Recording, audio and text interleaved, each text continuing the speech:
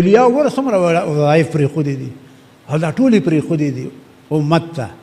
زه تاسو ته دا وظیفه پرېږدم د امیانو وروڼو ته هم وایم، طالبانو ته هم وایم چې د ماښام د لمونځ نه پس الله الصمد الله الصمد دا ځان سره یو د پاسه سل ځله وایئ. ښه چرې به د دنیا جیب به دې نه خالي کېږي، نه به د دنیا حاجت وي. خوښه ده که نه؟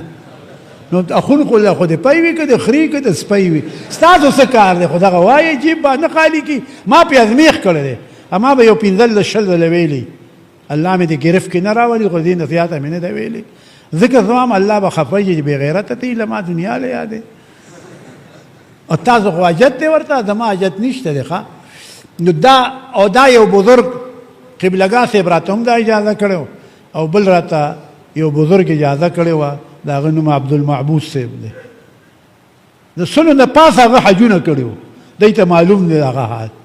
سنډاکی بابا سره یې جهادونه کړي وو، ډېر لوی سړی و. نو هغه راته په دې الله صمد کې دا راته ویلو، وی دا تیر به هدف دی، وی دا وایه. ما یې ښه او ما پې تجربه کړې وه چې ما به ووي نو سهار به پیسې را روانې وي، چې بیا مې وی ما خدای دې غر کتې له پیسو له نو تاسو خو عاجزان یئ، څه ګزاره هم نه چا کیسه خرابوي. د ماښام د لمونځ نه پس 101 ځل دا د هغوی تعداد و، وی به دا ته وایه. ما پې ازمیښ کړی، ما به لس پنځلس شپاړس شل ځله ویلي، خدای مې پاک نه دی په دې کې ما نه نیسي، خو تجربه مې پې کړې ده. تاسو دا ځان سره وایي. نور درته چې دی کوم شیخ ولی دی هغه وایي استغفر الله الذي لا اله الا هو الحي القيوم واتوب الیه. دا زور چې دی نو فضله دی او مال فضله دی. نو ما تپوس وکړم دا زور ولې زور کې دا فایده ده؟ وی دا زور فضله دی، مال فضله دی. وی دې سړي له به الله مال ډېر راولي. نو ستاسو خو مال ته کله ضرورت وي که نه، نو استغفر الله الذي لا اله الا هو الحي القيوم دا وایي. ښه حي القيوم، زه کله حیلو وامه کله حیلو وام. نو چې حیلو وامه یو څه کس را رواني راوړي راله وم لاړه راشه دا ما بېګا ویلې وه، ته اوس راغلې ناوخته دې که. نو تاسو ته هم دا در کوم دا ځان سره وایئ. ښه آب دریا کب نه گردد از هجوم تشنگان، دریاب په تګو باندې نه کمیږي رونو.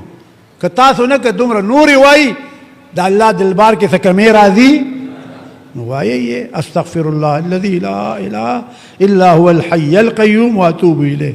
نور چې ردی کوم ذکر اذکار د طریقې نور ښیي هغې باندې پابند اوسئ. الله دې دې عمر کې برکت واچوي.